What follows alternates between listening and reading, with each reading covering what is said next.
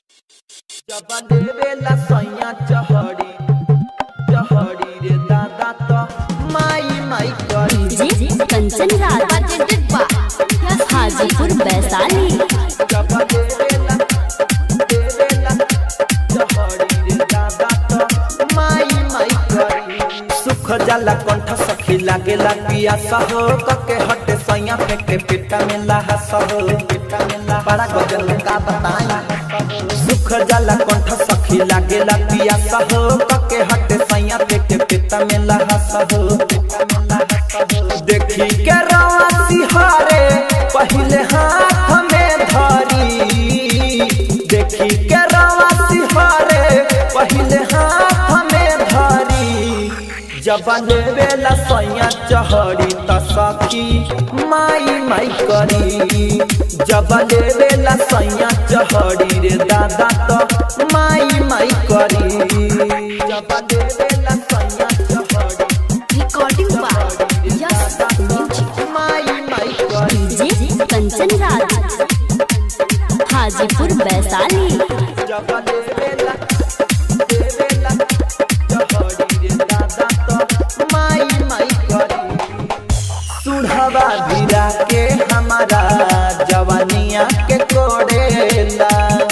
के तनो चिलाई बाकी मना न छोड़ेला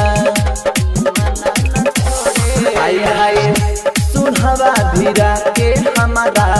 जवानिया के कोड़ेला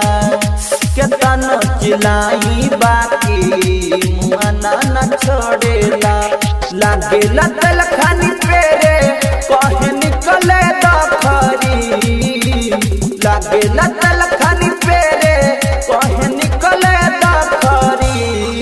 जब लेवेला सैया चहड़ी त सखी माई माई करी जब लेवेला मरदा चहड़ी त सखी माई माई करी जब लेवेला सैया presented by Yes Music Kanchan Raj Hajipur Vaishali. जब देवेला चहड़ी रे दादा तो माई माई करी मीठू बसंत बीटू परे ना पसान हो कुनल कुआरा धरी बढ़ैले जो बहाना हो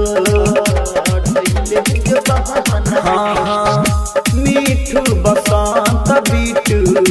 परे ना पसान हो कुनल कुआरा धरी बढ़ैले जवान हो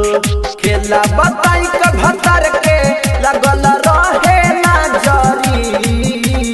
खेला बताई का भतर के